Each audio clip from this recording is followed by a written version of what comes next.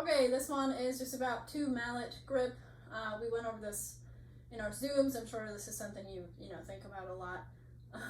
But how I want to start this video is how I learned to have a relaxed, natural approach to picking up 2 mallets, even 4, is you just sit them on your keyboard, and then you just bring your hands up, directly up, and they should be super loosey-goosey, and then you just kind of grab them, however it feels natural.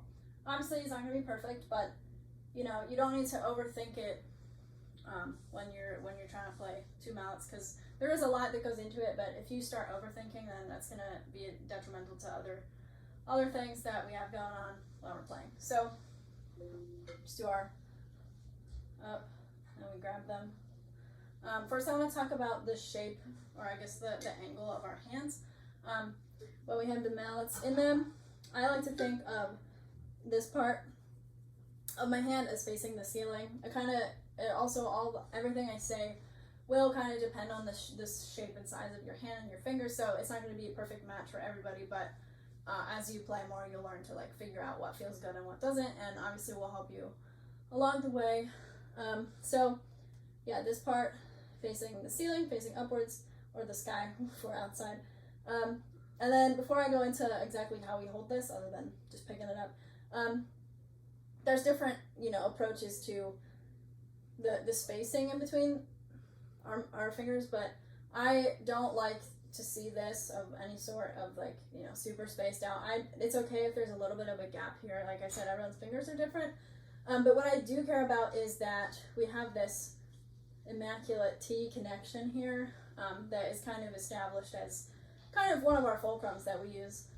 So speaking of fulcrums, there are a few different types of fulcrum that we might use, but there's one that just works generally well for everything that we do for 2 mallets, and that is called the whole hand approach, or the full hand approach, something like that. So we have the front fulcrum is one way, where you focus everything really on the front part, and your back fingers are kind of just there for the ride, which is okay, but it's really hard to control. And you have back fulcrum, where the back 3 do a lot of the work, and these 2 are kind of just chilling. That's okay, but I think that can cause some tension and some tightness in your muscles if done incorrectly. So I found the easiest way to play and to teach 2 mallets is using a whole hand approach. So every finger is going to be treated equally here, and I guess 20% of your weight distribution should go to each finger, since there's 5 of them. And so that doesn't necessarily mean that you have to move them or do anything crazy, but they just kind of wrap around naturally. And one other thing I want to point out is, if you check out where my mallet is, the angle in relation to my hand and my palm, you don't want it to be too far out here, because just holding it like this, I can feel all the tension in my fingers, in my back 3 fingers really, and it's shooting down my wrist, so we don't want that. But if you find that that's a tendency you have, just bring your back 2 or 3 fingers in a little bit. I kind of like to think of it sitting in this fatty part of my palm. It kind of you can see it sticks out a little bit. Yeah, so you don't want it to be too far this way. You definitely don't want it to be too far that way. That's impossible to play.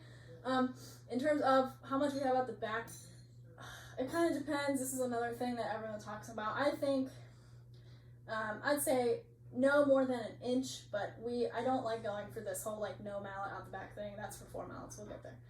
So an inch or so. It's going to be really different for everybody, but I like to keep it about an inch or less, just because if you get more, it's really hard to control. That just doesn't look good. And then, like I said, this is really hard to control and play fast, so we gotta find that happy medium about right there, an inch or a little bit less. Yeah, so that is basic grip. I know you guys have all seen your friends in the band room pick up mallets like this. We don't do that here or anywhere. We shouldn't. So just some more basics about it. If we are holding like this, we got our T connection here. I don't like to see pointer fingers like this. I know some people talk about that, but I think that they need to healthily wrap around the mallet like that. So it kind of just creates a little cradle in my first knuckle here. It also just depends on what we're playing, so we'll specify that, but this is just really general rule of thumb. Yeah, so obviously you want them to be pretty even out the back. I hope no one's hands are that differently made that you have to do something crazy like that. You probably won't, so don't do that. here our middle finger is kind of our fulcrum point. I know I said we use every part of every finger equally, but our middle finger is, you know, really what our mallet should be thinking about rotating around. And ultimately, if I were to do this, like, that is the point of rotation. That's not how you should play, but that's really the point of rotation. I don't want it to be here or here, but more so just in the middle, happy medium. And you can honestly, if you're gripping it the right way, you can kind of feel how your middle finger is in control. You're not really giving it any more attention, but it's just kind of there. You can kind of feel it a little bit more. But so we got our this part of our hand is gonna be flat. This way is too much of a timpani grip, and then if you do any sorts of this, that's really painful, and I can feel my muscles tearing as we speak. So we gotta keep it like this. Another thing to remember is that if you can see, I have veins that you can see really easily, but if you squeeze like that, you can see them pop out even more, like all the muscles in my arms and my wrists are popping out, so we don't want that.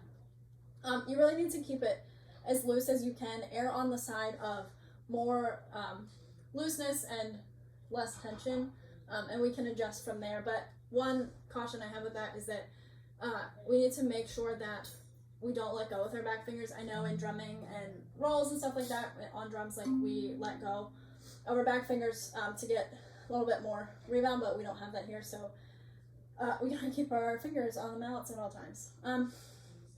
And another thing too, if we check out this axis, we'll say, I guess, we don't want this action. We also don't want the opposite. So we gotta find that happy medium, again, where that T connection is.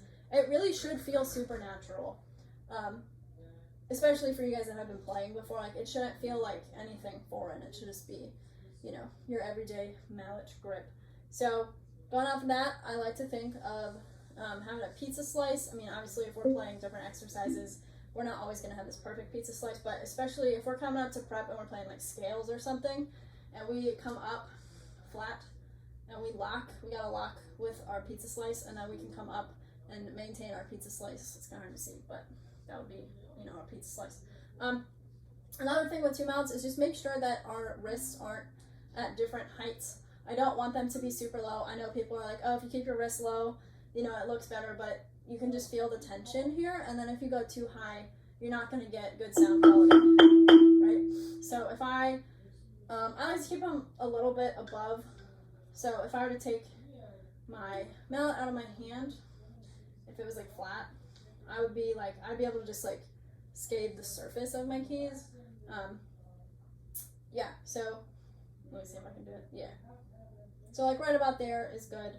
You don't want to be too low again because you'll hit the shafts, and you don't want to be too high because you can't get a good rotation. But if you find a happy medium about here, that allows you for max rotation. And like I said before, we never want to go past vertical.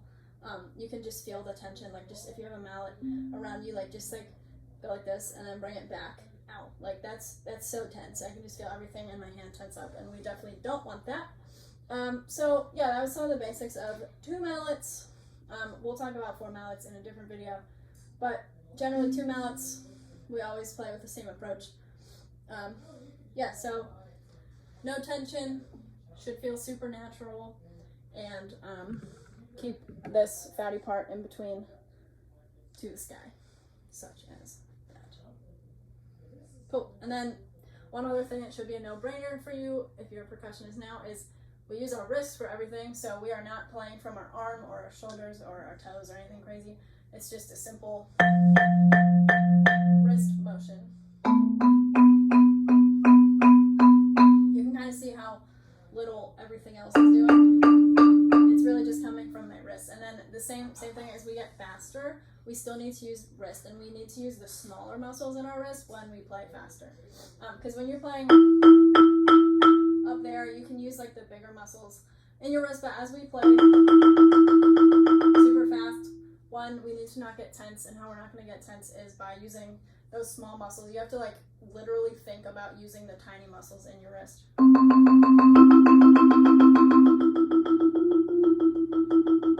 You can see how only my this very part of my wrist is moving. But, you know, we'll talk about that as we go on. So cool, that was 2 mallets. If you have any questions, let me know.